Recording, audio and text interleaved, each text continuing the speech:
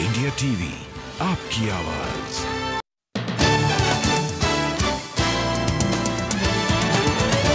अब शुरू होने जा रहा है देश का सबसे बड़ा मुकदमा, आपकी अदालत, रजत शर्मा के साथ। नमस्कार, आपकी अदालत में आपका स्वागत है। आपकी अदालत में आज पेश करेंगे ऐसी शख्सियत को जो आमतौर पर दूसरों को कटघरे में बिठाते हैं, एक ऐसे नेता जो दूसरों पर इल्जाम लगाते हैं। आज हम उनसे सफाई मांगेंगे, जनता की तरफ से उन पर इल्जाम लगाएंगे। देश के जाने माने, बहुत कंट्रोवर्शियल हैं। Please welcome Bharatiya Janata party के नेता डॉक्टर सुब्रमण्यम स्वामी।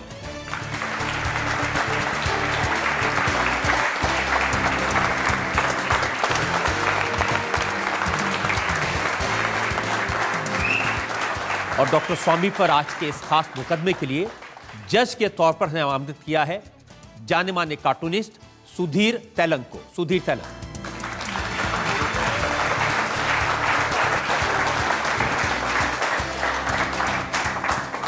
इससे पहले कि आपकी अदालत में आज का मुकदमा शुरू करें, इल्जामात सवालात का सिलसिला शुरू करें, आज के जज सुधीर तेलंग की इजाजत चाहेंगे आज की कार्रवाई शुरू करने के लिए। अदालत की कार्रवाई शुरू की जाए। और इससे पहले कि डॉक्टर स्वामी से हम सवाल पूछें, इल्जाम लगाएं, एक नजर डालेंगे डॉक्टर सुब्रमण्यम स्वामी के पॉलिटिकल करियर।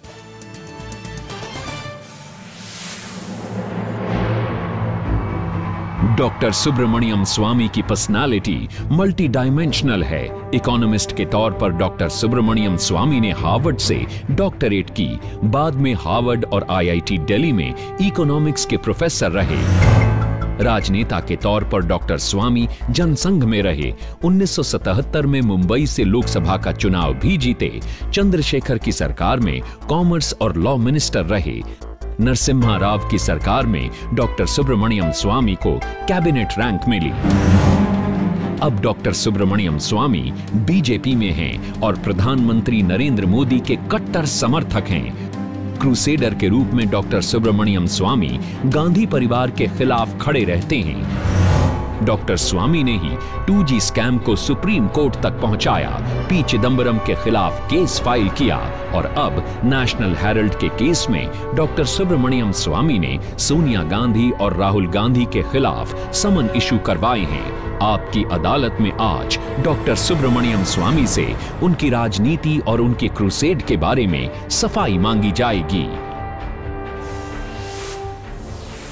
डॉक्टर स्वामी, आप पर इल्जाम लगाऊं उससे पहले मुझे जनता में से एक सवाल किसने कहा आपसे पूछने के लिए।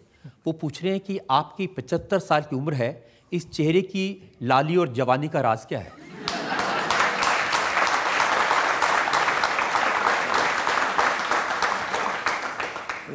लड़ते रहोगे तो फिर ऐसा ही होगा, चिंता करते रहोगे और सोचते रहोगे तो फिर बुढ़ा हो जाओगे। तो लड़ते रहो। तो मुकदमा शुरू करते हैं। आपकी अदालत में पहला इल्जाम डॉक्टर सुब्रमण्यम स्वामी का। आपकी अदालत में डॉक्टर सुब्रमण्यम स्वामी पर आरोप है कि ये राजनीतिक दुर्भावना से काम करते हैं।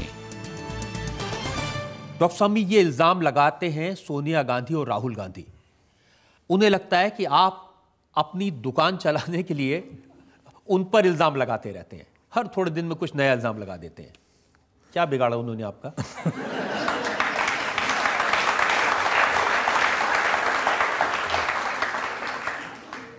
उन्होंने मेरा तो कुछ नहीं बिगाड़ा। और मैं आपको कहना चाहता हूं कि मुझे कुछ भी ईर्ष्या हो या कुछ बदले के लेने की भावना हो, लेकिन जब हम अदालत में पेश होते हैं तब तो तथ्य देना होता है। और सुप्रीम कोर्ट ने एक भजन लाल के केस है, बहुत मशहूर केस, इसमें कहा है कि जब कंप्लेनेंट आते हैं उनकी कितनी दुश्मनी है ये सब देखने की ज़रूरत नहीं है जज को। सिर्फ तथ्य जो उन्होंने लिखित में दी है उस पर जांच करके और कार्रवाई करनी चाहिए। तो मैं कहता हूं कि मैं उनके खिलाफ हूं, नहीं हूं, उनसे नफ़रत करता हूं, इसको कभी देखना नहीं चाहिए। मैंने क्या तथ्य पेश किया और अदालत ने मेरे अनुकूल फैसला दिया है कि नहीं, यही देखनी चाहिए। अभी देखिए, जो नेशनल हेराल्ड का केस है, इसका जिक्र मैं करना चाहता हूँ। ये सबसे ताज़ा आपका केस है उनके खिलाफ। आप बड़े खुश हैं कि आपकी वजह से राहुल गांधी और सोनिया गांधी को समन कर दिया। जी, आप बड़े खुश होंगे, आपके सामने अदालत में खड़े होंगे वो। जी।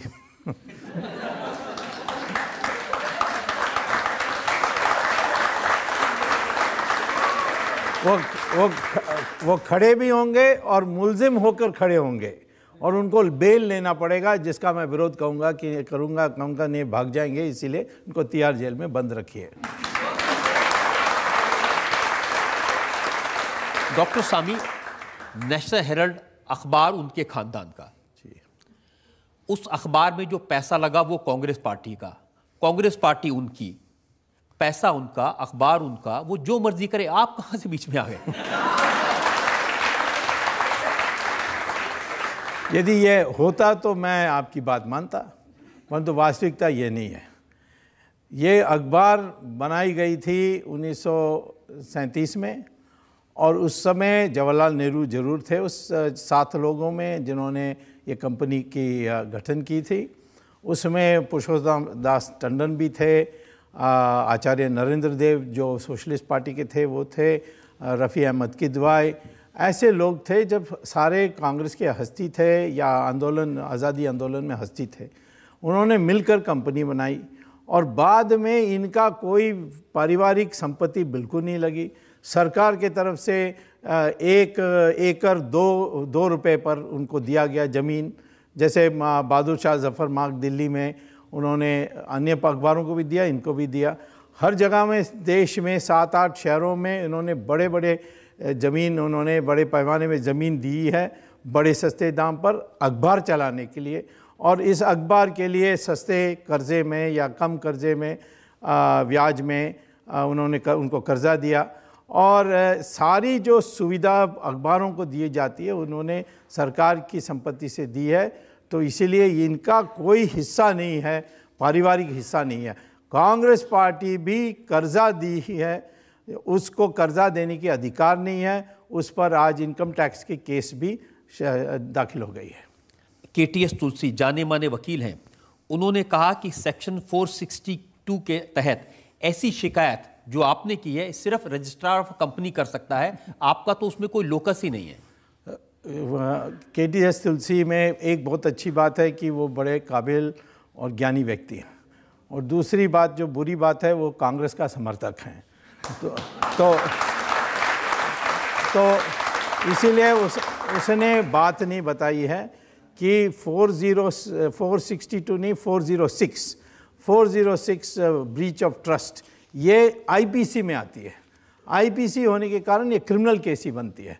कंपनी लॉ एक्ट में मैं केस डालता तो वो कंपनी बोर्ड में जाती। मैं अभी अदालत में गया हूँ, पटियाला हाउस की जो मैजिस्ट्रेट अदालत में गया हूँ, वो क्रिमिनल कोड के माने इंडियन पीनल कोड के अंतर्गत मैं गया हूँ। जब मैं किसी और बात में, जैसे इनकम टैक्स का था, मैं फाइनेंस मिनिस्ट्री गया था उसके लिए। कल मैं इनकी संपत्ति को जब्त करने के लिए एनफोर्समेंट डायरेक्टरेट के सामने जाऊंगा। लेकिन यहाँ जहाँ तक मूल जो उनकी अपराध है वो सारे क्रिमिनल अपराध हैं। उन्होंने ये भी कहा, और मनीष तिवारी उन्होंने भी ये कहा कि जिस केस में उन्हें समन किया गया है वो जो जजमेंट है जज का वो बैड इन लॉ है, with due respect to the जज। उन्होंने कहा कि और ये जब बड़ी अदालत में जाएंगे तो 1 मिनट में वो खारिज हो जाएगा। तो ये तो अभी हवा दे रहे हैं, हवा में बात कर रहे हैं, तो उनको जाने दीजिए। कौन रोका है? अभी तक मैं इन्हें, अब जजमेंट आई थी 26 जून को, आज हो गई है 18 जुलाई, अभी तक तो नहीं गए। उनको मैं तो इंतज़ार कर रहा हूँ, जब जाएंगे वहाँ भी मैं बहस करके इनकी पिटाई कराऊंगा। लेकिन एक बार इस मामले में आपकी पिटाई हो चुकी है। आप इलेक्शन कमीशन गए थे और इलेक्शन कमीशन जो फैसला किया था वो मेरे पास में है जी। उन्होंने कहा कि कांग्रेस पार्टी ने ऐसा कुछ नहीं किया हेराल्ड के केस में कि उनके खिलाफ कोई कार्रवाई की जाए, कोई कोड ऑफ कंडक्ट का वायलेशन नहीं किया। नहीं, ऐसा उन्होंने वो भी क्वासी जुडिशियल बॉडी है। वो मैं वहाँ ब्रीच ऑफ ट्रस्ट में नहीं गया, 420 में नहीं गया और कंस्पिरेसी में नहीं गया। मैं इलेक्शन कमीशन में कांग्रेस पार्टी की जो मान्यता है उसको समाप्त करने के लिए गया। तो उन्होंने ये कहा कि ऐसा हमारे पास कोई पावर नहीं है और इसीलिए हम उनको आपके दिए हुए आधार के आधार पर हम नहीं कर सकते। यदि मैं कोई और बता देता, जैसे इन्होंने सोशलिज्म छोड़ दिया या सेक्युलरिज्म छोड़ दिया, ऐसा कोई बात है, उसमें वो डी रिकग्नाइज कर सकते हैं। परंतु जिन आरोपों में मैंने उनको डी रिकग्नाइज करने के लिए कहा, वो उनके कानून में बनता नहीं है। देखिए, आपके आरोप तो ये है कि नेशनल हेराल्ड में जो 90 करोड़ रुपया कांग्रेस पार्टी ने दिया, ये गैर कानूनी तरीके से दिया और राहुल गांधी, सोनिया गांधी कब्जा करना चाहते हैं 2000 नहीं, ऐसा नहीं है। मैंने ये कहा कि 3 संस्थाएं हैं, एक कांग्रेस पार्टी है, एक एसोसिएटेड जर्नल जो कंपनी है जो नेशनल हेराल्ड चलाती थी, और एक इन्होंने नया कंपनी बनाई, उसका नाम है यंग इंडियन। यंग इंडियन में माँ बेटा के दोनों मिलकर के 76% शेयर्स है, माने कंपनी इनका ही है। 75% से ज़्यादा कभी होगा तो सारा कंपनी उन व्यक्तियों को मानी जाती है। अब इस कंपनी के टोटल कैपिटल है सिर्फ 5 लाख। अब इन्होंने, जब ये बंद हो गया था अखबार, तब इनके पास कर्जा थी 90 करोड़ की, तो कांग्रेस पार्टी ने 90 करोड़ दिया अखबार चलाने के लिए। वो दे नहीं सकते थे, वो तो अब इनकम टैक्स केस बन गई है, परंतु दिया था उन्होंने। तब माँ बेटे ने मोतीलाल वोरा, जो डायरेक्टर थे यंग इंडियन के, उनको भेजा नेशनल हेराल्ड के जो कंपनी है एसोसिएट जर्नल, उसके चेयरमैन एंड मैनेजिंग डायरेक्टर को। और चेयरमैन और मैनेजिंग डायरेक्टर कौन थे? वो भी मोतीलाल वोरा ही थे। तो Motilal Vora director young Indian गए मोतीलाल वोरा से मिलने के लिए नेशनल हेराल्ड को, और ये कहा कि ये 90 करोड़ तो आप वापस नहीं कर सकते, हम आपके लिए वापस करेंगे, लेकिन आप पेमेंट के लिए 9 करोड़ नए शेयर्स छाप कर वो हमें दे दीजिए। और पहले से नेशनल हेराल्ड का तो सिर्फ 1 लाख शेयर्स था, अब 9 करोड़ शेयर्स नए छपे 10 रुपये के, और उस 9 करोड़ इनकी हो गई। तो इसीलिए 99.1% शेयर्स यंग इंडियन की हो गई, सारा कंपनी ट्रांसफ़र हो गई।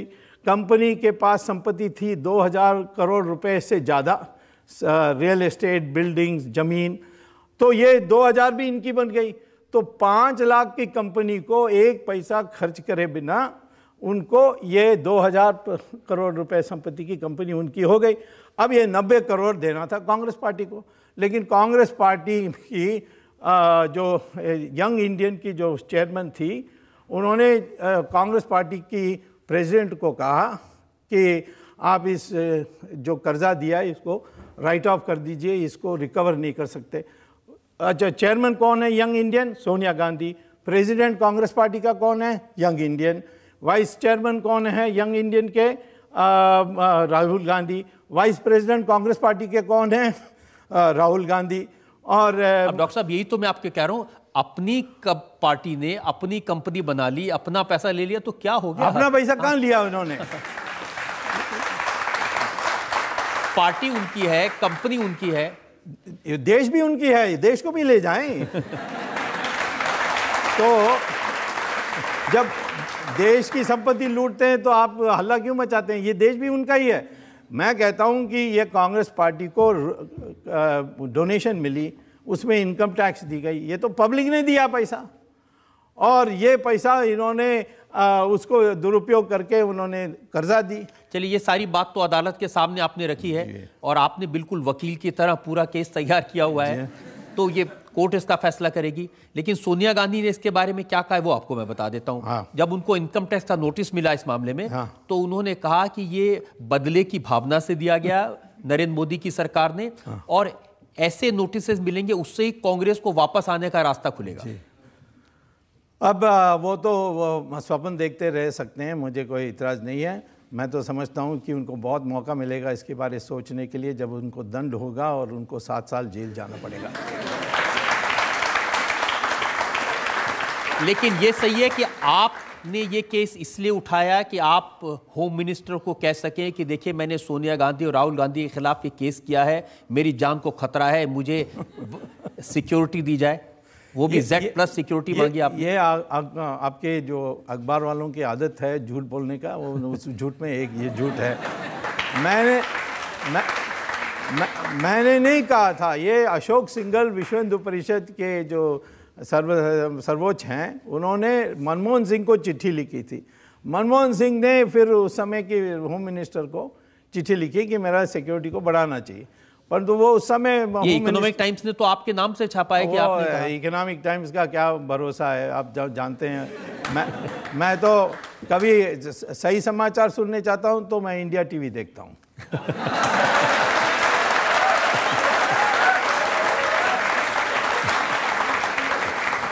मुझे लगता है कि अब मेरे लिए एक ब्रेक लेने का वक्त हो गया है।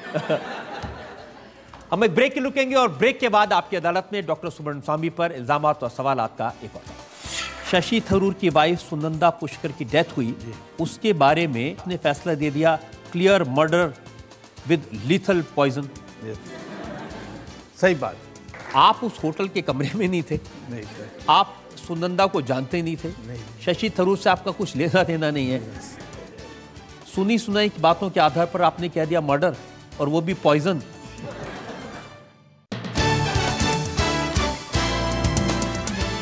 Welcome back. आपकी अदालत में आज हमारे मेहमान हैं डॉक्टर सुब्रमण्यम स्वामी। आपकी अदालत में अगला इल्जाम।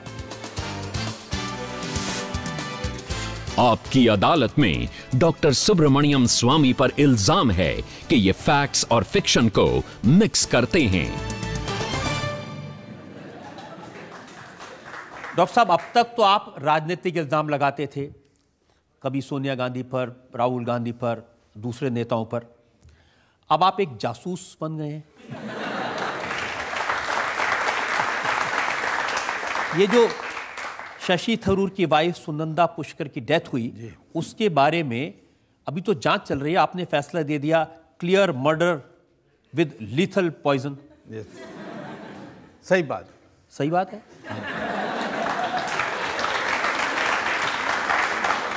देखिए, आप उस होटल के कमरे में नहीं थे, नहीं थे। आप सुनंदा को जानते नहीं थे, शशि थरूर से आपका कुछ लेना देना नहीं है। सुनी सुनाई की बातों के आधार पर आपने कह दिया मर्डर, और वो भी पॉइजन। नहीं, सुनी बात नहीं। मैंने पहले तो आपने कहा जांच चल रही है, ये बड़ी अभूतपूर्व है कि मर्डर हुई 17 जनवरी को, और आज 6 महीने हो गए। 6 महीने की जांच ही चल रही है कि एफआईआर दर्ज करना है, नहीं दर्ज करना। और लाश जो है उसको उन्होंने 24 घंटे में जला दिया। ये कभी हुआ ही नहीं मर्डर केस में, जहाँ भी अननेचुरल डेथ हुआ है या अचानक किसी की मृत्यु हो गई है तो फिर उस समय बॉडी को तो मॉर्ग में प्रिजर्व करके रखते हैं, यहाँ तो उन्होंने 24 घंटे में कर दी। और जब ये ऑटोप्सी चल रही थी तो शशि थरूर ने कहा कि मेरे दिल में धड़कन आ रही है, तो इसलिए मैं जाकर उन्होंने AI all India medical institute में उन्होंने कमरा ले लिया, और मैंने उसकी रिपोर्ट देखी। उसका कोई ब्लड प्रेशर नॉर्मल था, ब्लड प्रेशर, हार्ट बीट सब नॉर्मल था, तो ये क्या पैल्पिटेशन की बात थी। और उसने फिर ईमेल्स डॉक्टर्स को भेजने लगे कि मेरा डॉक्टर कहता है कि ये नेचुरल डेथ है, और इस टैबलेट के कारण हो सकता है, उस टैबलेट के कारण हो सकता है जो आदत से वो लेती थी। लेकिन सुनंदा दिल्ली आने के पहले उन्होंने अपने केरल में, त्रिवेंद्रम में क्लिनिक में पूरी जांच करके उसकी रिपोर्ट में है कि वो कोई टैबलेट नहीं लेती है, उसके पूरा नॉर्मल हेल्थ है। आपकी इन सारी बातों के जवाब है मेरे पास में, ये मैगजीन में छपा है। पहली बात तो जो बॉडी है वो हैंडओवर कर दी थी फैमिली को, क्योंकि जो विसेरा है उसको प्रिजर्व कर लिया गया था, तो बॉडी प्रिजर्व करने की ज़रूरत नहीं थी। दूसरा, थरूर ने जो ईमेल्स फॉरवर्ड किए थे जिसका आप जिक्र कर रहे हैं, डॉक्टर का आप इल्ज़ाम लगाते हैं, वो पोस्टमार्टम रिपोर्ट आने के 6 दिन बाद किए थे उन्होंने, तो पोस्टमार्टम रिपोर्ट को असर डालने का कोई कारण नहीं था। और फिर उन्होंने कहा कि ये जो इन्वेस्टिगेशन है इसमें डिले इसलिए हुआ है कि सेंट्रल फॉरेंसिक साइंस जो CSFL है उसकी रिपोर्ट की इंतज़ार किया जा रहा है। अच्छा, पहले तो ये आप समझ लीजिए कि प्रिलिमिनरी ऑटोप्सी रिपोर्ट हुई है, फाइनल ऑटोप्सी रिपोर्ट अभी आई नहीं। फाइनल ऑटोप्सी रिपोर्ट में इस डॉक्टर को, जिसका प्रमोशन अब रोकने का, उसको निकालने का जो साजिश चली, 12 मई को, 4 दिन पहले इलेक्शन रिजल्ट आने के पहले, जिसके लिए वो कैट में गए और अभी स्टे ऑर्डर मिली है, ये सारा हुआ क्योंकि फाइनल ऑटोप्सी रिपोर्ट में नॉर्मल डेथ इज़ नॉर्मल कहने के लिए उनको मजबूर कर रहे थे। उन्होंने खुद कह दिया है कि मेरे वो जो उन्होंने कोर्ट में और CAT में सेंट्रल एडमिनिस्ट्रेटिव ट्राइब्यूनल में उन्होंने जब उनकी पिटिशन में उन्होंने ये बात कही है, जिसको गुलाम नबी आज़ाद ने डिनाई किया है। वो तो क्या करेगा, वो तो कांग्रेसी है, वो और क्या करेगा। तो मैं कहता हूँ कि ये डॉक्टर ने यही थे ऑटोप्सी के चेयरमैन, ऑटोप्सी बोर्ड के चेयरमैन। इन्होंने ही कहा कि मेरे ऊपर दबाव डाली गई थी कि ये नॉर्मल कहने के लिए। और तीसरी बात है कि विसेरा से सिर्फ अंदर के जो पॉइजनिंग एलिमेंट्स है वही देखनी है, उसके शरीर में इतने चोट थे जो ऑटोप्सी के वीडियो में आप देख सकते हैं। आपको कैसे पता डॉक्टर साहब? आप कोई शर्लक होम्स हैं, आप उसको जब देश में सब लोग आंख बंद के रहते हैं तो फिर मुझे आंख खोल के देखना पड़ता है, इसीलिए मैंने जांच करके देखा। आपने जो प्रधानमंत्री को चिट्ठी लिखी है वो देखी है मैंने जी। आपने प्रधानमंत्री से लिखा है कि इस मामले की जांच SIT से कराई जाए, उस SIT में CBI हो, रॉ हो, RAW हो और एनफोर्समेंट हो। अब ये क्या दो मुल्कों के बीच की वॉर है कि इसको इतनी बड़ी एजेंसी से आप जांच कराना चाहते हैं? इतना क्या बात है? दो मुल्कों का सवाल जरूर है, एक हिंदुस्तान और दूसरा दुबई। दुबई में पता नहीं आपके कितने दोस्त हैं, परंतु मैं जानता हूं कि ऐसे लोग वहाँ हैं जो इस प्रकार के काम करते हैं। ऐसा कोई मेरा दोस्त नहीं है जो ऐसे काम करता है। तो और शशि थरूर वहाँ नौकरी की है, ये भी वहीं के हैं। और जो IPL में घोटाला हो उसमें दुबई का पैसा है, ये बहुत पहले से आरोप लगी है। और सुनंदा ने पत्रकारों को कहा है कि जिस दिन वो उनकी देहांत हो गई थी या हत्या हो गई थी, उस दिन उसने कहा कि 4:30 बजे मैं प्रेस को संबोधित करूंगी। प्रेस वाले भी आए थे, प्रेस वालों को उन्होंने विषय भी बता दी थी। कई प्रेस वालों ने सोनिया गांधी को भी फ़ोन करके बता दी कि ये विषय है। तो अब वो प्रेस कॉन्फ्रेंस नहीं हुई। उसने क्या कहा पत्रकारों को कि मैं IPL का घोटाला को पूरा बताने वाली हूँ, उसमें वड्रा का क्या हिस्सा ये भी बताने वाली हूँ। और एक को उन्होंने ये भी कहा कि जो सद्दाम हुसैन ने ऑयल फॉर फूड प्रोग्राम में घोटाला किया उसमें किन किन लोगों की हाथ है हमारे हिंदुस्तान से, ये सारी बातें कही थी। अब ये सब आप सुनी सुनाई बातों के आधार पर नहीं कह रहे, कोई सबूत तो नहीं है? सबूत है, इसमें सबूत है, क्योंकि इन पत्रकारों को, 1-2 पत्रकारों को पुलिस ने क्वेश्चन भी किया, उनका स्टेटमेंट भी रिकॉर्ड किया। और जो उनका नौकर जैसा आकर उसकी सारी काम देखते थे, नारायणन उसका नाम था, केरल से, उसने भी बयान दिया है कि मैं सुबह 6 बजे गया और उस समय फिर 7:30 बजे शशि थरूर निकले, कहे कि मुझे टालकोटरा गार्डन में ऑल इंडिया कांग्रेस कमेटी की कोई मीटिंग है, जा रहा हूँ। वो मीटिंग तो 10:30 बजे से थी, 7:30 बजे जाने की क्या ज़रूरत थी मुझे नहीं पता है, बट वही उसके लिए पूछना चाहिए। उसने ये कहा कि 10 बजे ड्राइवर और एक और व्यक्ति जिसको मैंने कभी नहीं देखा, और दोनों अंदर आए और मुझे बाहर कर दी। और जो क्लोज सर्किट टीवी होती है होटल में, उस मंजिल में, तीसरी मंजिल में फेल हो गई थी, बाकी सारे होटल में चल रही थी। ये सारी जांच की विषय हो गए ना। लेकिन जांच किए बगैर आप रॉबर्ट वड्रा पर, सोनिया गांधी पर इतने बड़े बड़े इल्ज़ाम लगा दें? अब देखिए, मैं तो जो भी मुझे जानकारी है उसके आधार पर बोलने के मुझे अधिकार है। नहीं, अधिकार नहीं है, क्योंकि देखिए आप जब बोलते हैं उसका असर क्या होता है। आपने जब ये केस उठाया, अखबारों में क्या हेडलाइंस आई? नींद की गोलियों से नहीं हुई सुनंदा की मौत, टूटे गिलास का क्या है राज, क्या कहती है पोस्टमार्टम रिपोर्ट, पाकिस्तान ने करवाई सुनंदा की हत्या। नहीं, ये मैंने नहीं कहा। मैं कह रहा हूं कि आपके कहने का असर क्या होता है एक परिवार पर, बगैर कुछ साबित हुए शशि थरूर पर, सुनंदा के बच्चों पर, उनके परिवार पर क्या बीतेगी? अब उनके भाई तो, सुनंदा के भाई तो कहते हैं जांच होनी चाहिए। अब उन्होंने बयान ये तो शशि थरूर ने भी कहा कि जांच होनी चाहिए, जल्दी होनी चाहिए, प्रॉपर होनी चाहिए। बाद में कहा उसने, जब मैंने कहा इसने हत्या नहीं की परंतु उसको पता है किसने हत्या की, तब उसने कहा जांच होनी चाहिए। यदि मैं मैं ये कहता हूँ कि मेरी आज रिकॉर्ड ऐसी है कि आज तक मैंने जो पब्लिक को बताई, अब आखिर में मैं पब्लिक का व्यक्ति हूँ, मेरा दायित्व है कि पब्लिक को सच बताने का, और जो मुझे ठीक समझता है, मैंने आज तक एक भी बात पर गलत सिद्ध नहीं हुआ।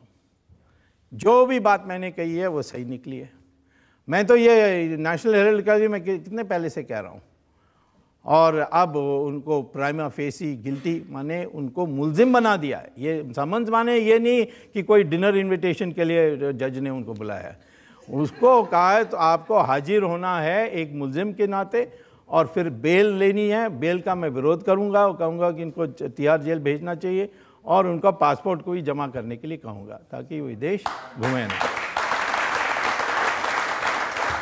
डॉक्टर साहब, ये तो चाहे वो हेरल्ड का केस हो या सुनंदा का केस हो, जब कोर्ट में फैसला आ जाएगा और अगर ये फैसला गलत हुआ, आपके खिलाफ हुआ, तब आप यहाँ आपकी अदालत में आएंगे सफाई देने के लिए?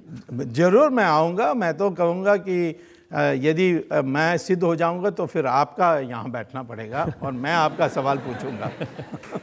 ठीक है, मुझे मंजूर है। अगर आपके हक में फैसला आता है, आप मुझसे जो सवाल पूछेंगे मैं जवाब देने को तैयार हूँ। तो ये तो आपको खुशी होगी कि आपकी अदालत में आपको अपनी बात खुल के कहने का मौका मिला है। जी बिल्कुल, मैं तो कहता हूँ वहाँ जो पटियाला हाउस की अदालत में भी खुल के बात मिली, और मुझे तो यहाँ तो 1 घंटे के लिए बात करने के लिए मौका मिलेगी, वहाँ तो मुझे 1.5 साल के लिए मौका मिली थी। ये 1.5 साल मैं चलाते आया। एक और ब्रेक के लिए हम रुकेंगे, और ब्रेक के बाद डॉक्टर सुब्रमण्यम स्वामी पर इल्जामात और सवाल का एक और। आप फाइनेंस मिनिस्टर से कहिए कि मुझे स्पेशल इंडिपेंडेंट प्रोसिक्यूटर मैं क्यों कहूँ, आप भी तो कह सकते हैं फाइनेंस मिनिस्टर। मैं कह चुका हूँ, उसने मेरी बात नहीं मानी, आपकी बात मानेंगे ये मैं जानता हूँ, इसलिए आपसे कह रहा हूँ। Welcome back. आपकी अदालत में हम सवाल पूछ रहे हैं, इल्जाम लगा रहे हैं देश के सबसे कंट्रोवर्शियल लीडर डॉक्टर सुब्रमण्यम स्वामी पर। आपकी अदालत में अगला सवाल। आपकी अदालत में डॉक्टर सुब्रमण्यम स्वामी पर आरोप है कि ये बेसिर पैर के आइडियाज देते हैं। डॉक्टर साहब, आपके आइडियाज जब पढ़ते हैं तो लोग हंसते हैं, या तो उसको समझ नहीं पाते हैं या वाकई में आइडिया बेसिर पैर का होता है। जैसे आपने कहा कि सरकार को चाहिए कि इनकम टैक्स को अबॉलिश कर दे, किसी से इनकम टैक्स चार्ज ही ना करे। ये कैसी बात हुई? देखिए, जो अनपढ़ होते हैं उनके लिए तो ये समझ के बाहर होगा ही, ये तो मुझे कोई मैं कहता हूँ कि इनकम टैक्स जो लगती है वो उससे जो राजस्व मिलती है माने रेवेन्यू, वो कुल मिलाकर कितने मिलती है? 2 लाख करोड़ रुपए। स्पेक्ट्रम का आप नीलाम कर दोगे तो CAG भी कहता कम से कम हर साल आपको 1,76,000 करोड़ रुपए मिलेगी। मेरा अनुमान, मैंने सुप्रीम कोर्ट को 2.5 लाख का कहा था। विदेशों में हिंदुस्तानियों को पैसा जो जमा है पॉलिटिशियंस का, बिजनेसमैन का, वो कुल मिलाकर के 120 लाख करोड़ है जिसको लाया जा सकता है वापस। तो मैं कहता हूँ कि इनकम टैक्स आज कौन दे रहा है? अमीर लोग तो नहीं दे रहे हैं क्योंकि इनके पास चार्टर्ड अकाउंटेंट्स हैं। आपके पास भी चार्टर्ड अकाउंटेंट्स होंगे। हाँ, लेकिन मैं अमीर नहीं हूँ। वो चार्टर्ड अकाउंटेंट्स इधर उधर अकाउंट्स करके और इनकम टैक्स ऑफिसर्स को मैनेज करके उनको क्लीन चिट मिलती है और कुछ नहीं देते। गरीब का तो वो सीमा से नीचे हैं तो इसीलिए वो नहीं देते हैं। ये जो मिडिल क्लास प्रोफेशनल्स, ये यंग लोग जो कंपनी शुरू कर रहे हैं, इनको इतनी हैरेसमेंट होती है। और कुल मिलाकर कितनी मिलती है? 2 लाख। अच्छा, आप 3G स्पेक्ट्रम को ऑक्शन कर दीजिए, आपको 6 लाख मिलेगी। आप कोयले की जो आवंटन किया उसको रद्द सुप्रीम कोर्ट करने वाली है, उसको आप नीलाम करेंगे तो 11 लाख करोड़ रुपए मिलेगी आपको। तो वैकल्पिक रास्ते बहुत हैं साधन जुटाने के लिए। आप कह रहे हैं वैकल्पिक रास्ते, जैसे ब्लैक मनी का आपने जिक्र किया। हाँ, कैसे आएगा? मैं आपको बता रहा हूँ, आज आप अपने फाइनेंस मिनिस्टर आपके मित्र हैं, उनको समझाइए थोड़ा। सिर्फ इतना करना होगा कि वो एक अध्यादेश जारी करें। अध्यादेश में ये कहें कि ये 70 देश हैं जहाँ गुप्त बैंकिंग चलती है। यहाँ जो भी हिंदुस्तानी भारतीय या भारतीय के अकाउंट्स हैं ये नाजायज़ हैं, और इसीलिए ये हमारी इसकी राष्ट्रीयकरण करते हैं। और यूनाइटेड नेशंस की 2005 के रेजोल्यूशन के अनुसार, जैसे इजिप्ट में अभी मुबारक के लिए हुआ और लिबिया में गद्दाफी के लिए हुआ, वैसे ही यूनाइटेड नेशंस रेजोल्यूशन के अनुसार ये सारे 70 देशों को ये बैंक अकाउंट्स को जब्त करके इसकी पैसे हिंदुस्तान को देना पड़ेगा।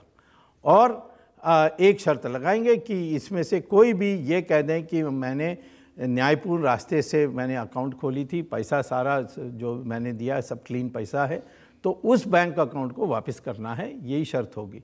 ये कर सकती है सरकार। लेकिन इतना आसान है? क्योंकि अभी पहले अखबारों में छपा के स्विस ऑफिशियल्स ने इंडियंस की लिस्ट तैयार की जिनके अकाउंट वहाँ पर हैं। फाइनेंस मिनिस्टर ने ये कहा कि काला धन वापस लाने के लिए हम प्रोएक्टिव रोल प्ले करेंगे, हम चाहते हैं।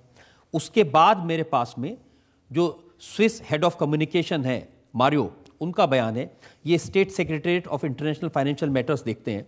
उन्होंने कहा the letter from India ask for additional information on a list prepared by Swiss of Indian depositors. There is no such list. Switzerland कैसे लिस्ट रखेगी? मैं तो आपके लिए काम सरल कर देता हूँ। आप फाइनेंस मिनिस्टर से कहिए कि मुझे स्पेशल इंडिपेंडेंट प्रोसिक्यूटर मैं क्यों कहूँ, आप भी तो कह सकते हैं फाइनेंस मिनिस्टर से। मैं कह चुका हूँ, उसने मेरी बात नहीं मानी, आपकी बात मानेंगे ये मैं जानता हूँ, इसलिए आपसे कह रहा हूँ कि मुझे इंडिपेंडेंट पब्लिक प्रोसिक्यूटर अनाउंस कर दें और मुझे कहें कि आप 2 महीने में ये पैसा वापस लाइए, नहीं तो आपको हम जेल भेज देंगे या आपको राजनीति छोड़ना है। ऐसा कोई शर्त रख दें जिस मैं आपको ये 2 महीने में वापस ला कर दूँगा।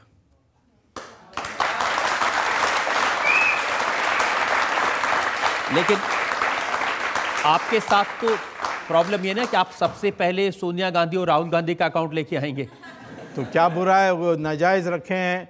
अब ये भी हो सकता है कि 1-2 बीजेपी का भी लेकर आ जाऊंगा, यही डर वो भी हो सकता है, मैं नहीं जानता। बट जो जिनका अकाउंट है विदेशों में वो देश के साथ अपराध कर रहे हैं, इसीलिए मैं उन सबको पकड़ के उन अकाउंट्स को वापस लाऊंगा। अगर आप ये कर देंगे तो देश की जनता बहुत शुक्रिया अदा करेगी आपका। जी, वही है डर कई लोगों को कि मेरा फिर और भी राजनीतिक हैसियत ज़्यादा हो जाएगी तो फिर हमारा क्या होगा। चलिए जनता से पूछते हैं जो लोग सवाल पूछना चाहते हैं। हाँ, यहाँ सेकंड रो में। मैं ये पूछना चाहता हूँ, आप हर किसी पे मुकदमे करते हैं, तो क्या सारे कल्प्रिट्स कांग्रेस में ही हैं और कहीं नहीं है? नहीं, बात तो आपकी सही है, बट तो मैं कारण बताता हूँ। जब कांग्रेस सरकार में थी तो कांग्रेस के पास सारी मशीनरी थी जिससे वो हमारे साथ जो हैं जिन्होंने अपराध किया है उस पर केस लगा सकते थे। कांग्रेस ने नहीं किया, वो तो लूट में इतना व्यस्त थे कि उनको समय ही नहीं मिला अपने लोगों के अपराध के बारे में सोचने के लिए। दूसरा है कि आज मैं उन कांग्रेसियों को कहता हूं कि जैसे मैं पावर के बाहर रहते हुए कंप्लेंट केस डाल करके लोगों को ऊपर केस डाला हूं, वैसे आप भी डालिए। ये सारा काम मैं क्यों करूं? मैं तो ये एक व्यक्तिगत रूप में काम कर रहा हूं और मुझे कल आप सीबीआई दे दीजिए, मैं अपने लोगों के ऊपर भी और कांग्रेस के लोगों के दोनों के ऊपर केस डालूंगा। परंतु जब तक मैं अपने साधन पर मुझे करना है, मैं समझता हूं कि कांग्रेस के ऊपर ही मुझे डालने का मेरा दायित्व है। तब जनता को समझ आ गया होगा कि आपको कोई कुछ क्यों नहीं बनाता। हाँ, इसीलिए तो आपके हाथ में सीबीआई नहीं दे सकते कि आप पता नहीं कहाँ उसको भेज देंगे, यही है ना। स्वामी एक ऐसा मिसगाइडेड मिसाइल है, किसको जाके डिस्ट्रॉय करेगा पता नहीं। मैं मिसगाइडेड मिसाइल नहीं हूँ, मैं गाइडेड मिसाइल हूँ। इसीलिए डर है कि मैं निशाने को पहचान कर वहाँ पहुँच जाऊँगा। मिसगाइडेड होते हैं उनको चिंता नहीं है, इधर से उधर चलते रहेगा वो। मैं जब नज़र डाल देता हूँ मैं उसके अंत तक मैं करता हूँ, माने छेड़ता हूँ नहीं, छेड़ने के बाद छोड़ता नहीं हूँ। एक और ब्रेक का वक्त है और ब्रेक के बाद आपकी अदालत में सुब्रमण्यम स्वामी पर इल्जाम और सवाल आपका एक और। आपने तो एक जगह ये भी कहा कि राहुल गांधी भारत के नागरिक नहीं है, इंडियन सिटीजन नहीं है। इनके पास अभी भी इटालियन सिटीजनशिप, सोनिया के पास भी है, प्रियंका के पास भी है। सबूत है इसका? आप कह रहे हैं कि वो इटालियन सिटीजन है। मैं सबूत ढूंढ रहा हूँ परंतु जानकारी है। जानकारी के आधार पर आपने इतनी बड़ी बात कह दी। मेरे पास सबूत होता तो मैं केस डाल देता हूँ।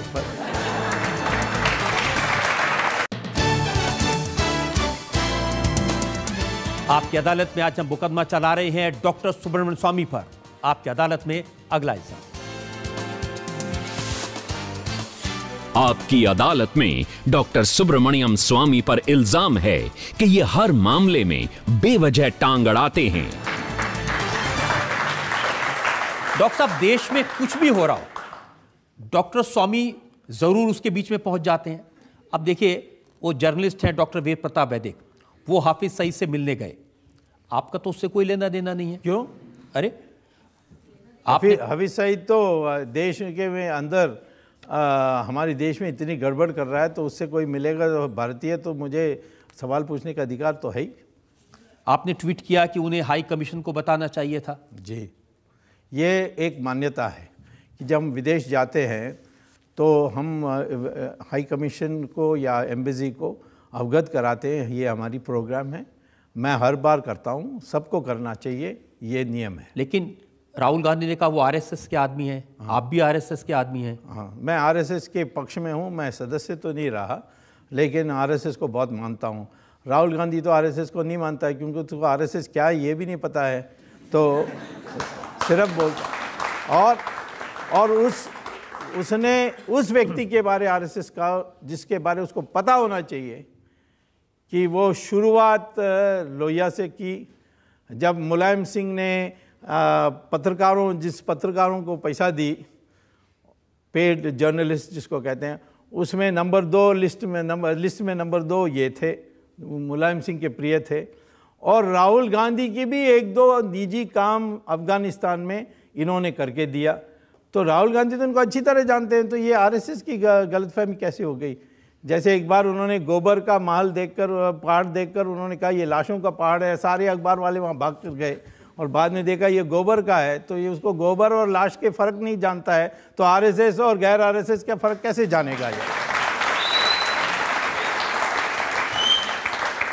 अब मैं आपसे राहुल गांधी के बारे में नहीं पूछूंगा, आप मालूम नहीं क्या क्या कह दें। तो इसी प्रोग्राम में एक बार कहा था, वो बात चिपक गई। हाँ, आपने कहा था कि राहुल गांधी बुद्धू हैं, और उसके बाद से अपने हर ट्वीट में आप उनको बुद्धू ही कह के बुलाते हैं। जी, बुद्धू का अपमान कर रहा हूं, परंतु कोई बात नहीं। अब मैंने आपके और जो ट्वीट्स देखे, प्रधानमंत्री को आपने सलाह दी कि ब्रिटेन के जो फॉरेन मिनिस्टर हैं उनसे नहीं मिलना चाहिए। मैंने कहा कि ये जो ब्रिटेन से आया फॉरेन मिनिस्टर, इसने सुषमा स्वराज के साथ बातचीत करते समय उन्होंने स्वीकार भी किया कि मैंने गुजरात के जो दंगे हुए और नरेंद्र मोदी की जो उसमें हिस्सा थी, इसके बारे मैंने सवाल उठाए थे। तो जब इसने ये सवाल उठाई थी, प्रधानमंत्री को एक विदेश मंत्री मिलने के लिए कोई आवश्यकता नहीं है। अमेरिका में जनाधिपति, जो वहाँ का जो राष्ट्रपति है, वो कभी फॉरेन मिनिस्टर से मिलता नहीं है।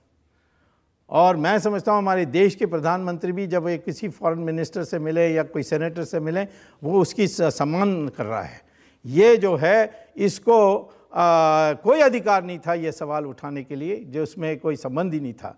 पर तो हर्ष की बात है कि जैसे ये लंदन वापस गया, उसको नौकरी से छुट्टी कर दिया प्राइम मिनिस्टर। हाँ जी, अब वो मंत्री नहीं रहे। अब मंत्री नहीं है। लेकिन जो मिलता है उसको आप कहते हैं मत मिलो, जिससे नहीं मिले कैनेडियन मिनिस्टर, उसके लिए आपने कहा इसको मिलना चाहिए। क्योंकि वो मिनिस्टर ने जब वीज़ा डिनाइल हुई थी, जब अमेरिका ने इसकी नरेंद्र मोदी की वीज़ा को रद्द कर दी थी, तब उसने आवाज़ उठाया था कि ये गलत काम हुआ है। तो मैंने ऐसे आदमी को तो मिलना जरूरी है, मेरी राय। आप यही तो मैं कह रहा हूँ, हर चीज़ में आप टांग क्यों अड़ाते हैं कि कौन किससे मिले नहीं मिले? क्योंकि मैं विद्वान हूँ, बुद्धू नहीं हूँ, इसलिए मेरे पास हर चीज़ के लिए राय है। जनता में से जो लोग सवाल पूछना चाहते हैं डॉक्टर स्वामी से, जी आप यहाँ फर्स्ट रो में। तो पता चल गया है कि वैदिक जी ने उनसे मुलाकात की जी, वो पाकिस्तान में है, हमारे देश के आतंकवादी घोषित हो चुके हैं, अमेरिका ने भी कर दिया। क्या हमारा देश कुछ कर रहा है उनको अरेस्ट करवाने के लिए? हाफिज सईद को मुझे डिफेंस मिनिस्ट्री दो, मैं पकड़ के लाता हूँ। हमारे संस्कृत में कहा जाता है साम दाम भेद दंड। ये पाकिस्तान को समझाना चाहिए कि आखिर में जब दंड आएगा तो पाकिस्तान ही नहीं रहेगा, इसीलिए हाफिज सईद को हमारे पास हवाला कर दें। ऐसे करेंगे तो पाकिस्तान कर देगा। सर मेरा सवाल है कि आप कांग्रेस पार्टी और पार्टी के लोगों से इतना चिढ़ते क्यों हैं? मैं कांग्रेस पार्टी से बिल्कुल नहीं चिढ़ता हूँ। कांग्रेस के साथ मैंने काम भी किया है। जब राजीव गांधी प्रधानमंत्री थे वो मेरे बहुत घनिष्ठ मित्र थे। अभी आपने चित्र भी दिखाया मेरा और राजीव गांधी, मेरे कहने पर उन्होंने चंद्रशेखर को प्रधानमंत्री भी बनाया था। नरसिम्हा राव के सरकार में मैं कैबिनेट पद प्राप्त एक अधिकारी था। तो कांग्रेस से मुझे कोई नहीं। और हमारी जनता पार्टी में भी जो कांग्रेस से आए जैसे मोरारजी देसाई और जगजीवन राम, इनसे भी हमारे बहुत अच्छे रिश्ते थे। मैं चिढ़ता हूँ इस महिला से, सोनिया गांधी। सर उसका कारण क्यों? लेकिन डॉक्टर साहब, चिढ़ने की भी एक लिमिट होती है।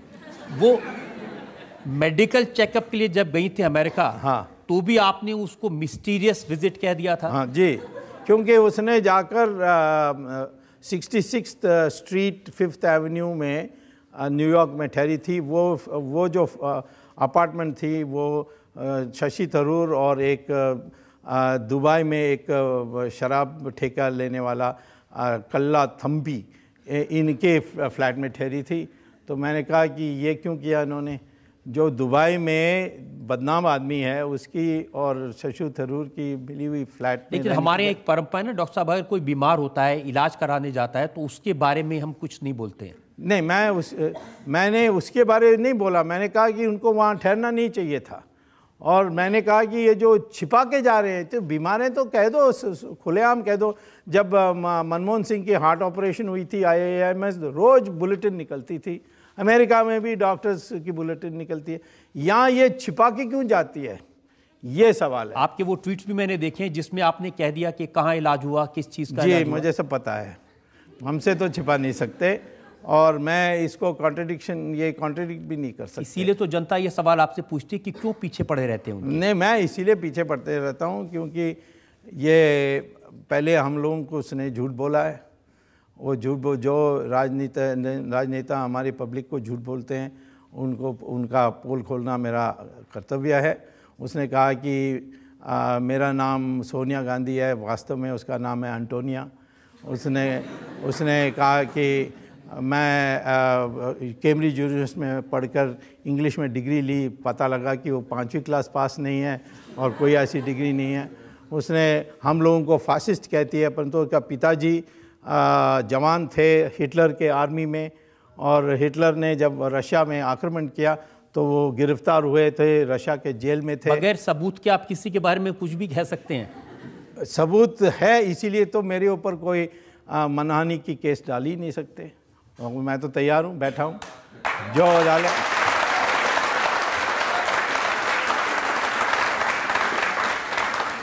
आपने तो एक जगह ये भी कहा कि राहुल गांधी भारत के नागरिक नहीं है, इंडियन सिटीजन नहीं है। हाँ, नहीं, इंडियन सिटीजन हो नहीं सकते क्योंकि इनके पास अभी भी इटालियन सिटीजनशिप है।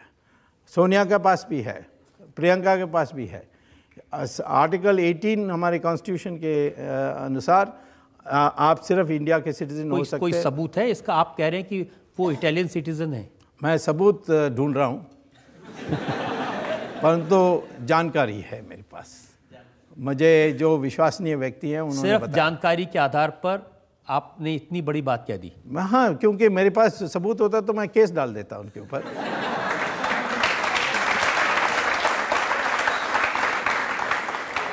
डॉक्टर साहब, हमने आपसे हर तरह के सवाल पूछे और जैसे आप हमेशा बेबाकी से बोलते हैं, बिना किसी रोक के आपने आज अपनी बातों के जवाब दिए हैं।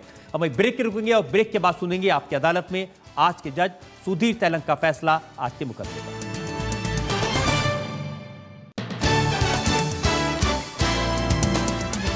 Welcome back. हमने आज मुकदमा चलाया डॉक्टर सुब्रमण्यम स्वामी पर। हमने उनसे पूछा उनके बेसिर पैर के इल्जामात के बारे में, हमने उनसे पूछा उनके बेबाक तरीकों के बारे में, हमने उनसे ये पूछने की कोशिश की वो सोनिया गांधी और राहुल गांधी से इतना नाराज क्यों हैं, उनके इतने खिलाफ क्यों हैं। अब वक्त है आपकी अदालत में आज के जज सुधीर तेलंग के फैसले का। सुब्रमण्यम स्वामी साहब की एक ख़ास आदत है कि वो हमेशा कंट्रोवर्सीज़ को कोट करते हैं और कंट्रोवर्सीज़ को कोट करने के बाद ये सुर्खियां बटोरते हैं और फिर सुर्खियों में इनको मज़ा भी आता है। लेकिन एक बात माननी पड़ेगी कि कहते हैं कि मालिक की अगाड़ी और घोड़े की पिछाड़ी बड़ी खतरनाक होती है। स्वामी जी के आगे खड़ा होना भी मुश्किल है और इनके पीछे खड़ा होना भी मुश्किल है, इसलिए लोग इनसे कोसों दूर रहते हैं। लेकिन एक बात माननी पड़ेगी कि ये बड़े बड़े ताकतवर लोगों से हर वक्त युद्ध करते रहते हैं, इसलिए ये बहुत निर्भय हैं और बहुत निडर हैं, इसके लिए इनकी तारीफ करनी चाहिए। एक बात और है कि ये सोनिया गांधी और उनके परिवार के पीछे हाथ धोकर पड़े हुए हैं काफ़ी लंबे वक्त से।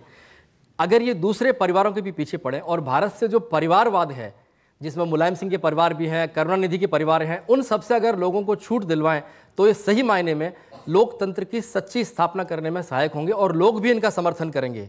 एक बात और कहूँगा कि जो आदमी सुब्रमण्यम स्वामी के शिकंजे में फंस गया तो समझ लीजिए उससे निकलना बिल्कुल नामुमकिन है और उसका बाइज्जत बरी होना तो बिल्कुल ही नामुमकिन है।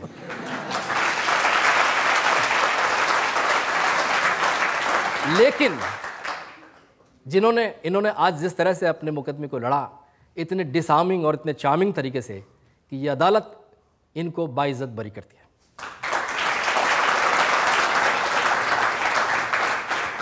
इस उम्मीद के साथ, इस विश्वास के साथ कि डॉक्टर सुब्रमण्यम स्वामी इसी तरह से भ्रष्टाचार के खिलाफ लड़ते रहेंगे, इसी बेबाकी से, इसी हिम्मत से देशभक्ति का काम करते रहेंगे। आज का मुकदमा यही खत्म करते हैं। अगले सप्ताह से मुलाकात होगी एक नई शख्सियत के साथ। तब तक के लिए नमस्कार।